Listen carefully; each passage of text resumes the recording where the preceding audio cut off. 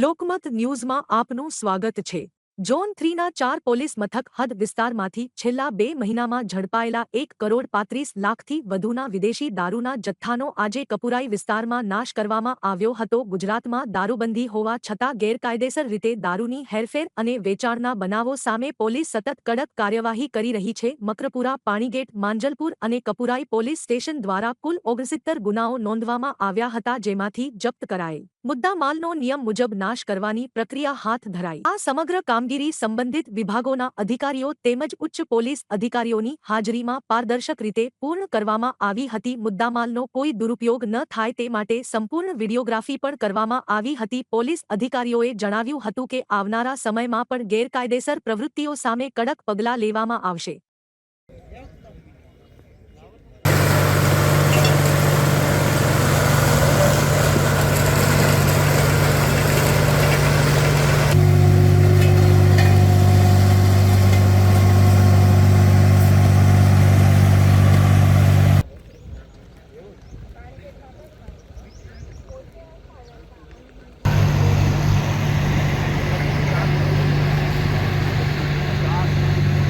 Zone 3 police station zone 3ના 5 police સ્ટેશનમાંથી મકરપુરા, માંજલપુર, કપુરાઈ અને પાણીગેટ આ 4 પોલીસ સ્ટેશનનો મુદ્દામાલનો નાશ કરવામાં આવી રહ્યો છે, જેમાં છેલ્લા 2 મહિનામાં દાખલ થયેલા 69 ગુનાનો 1,34,00,000થી પણ વધુનો મુદ્દામાલ છે, જેમાં 38,000થી પણ વધુ બોટલોનો અત્યારે હાલમાં નાશ કરવામાં આવી રહ્યો છે।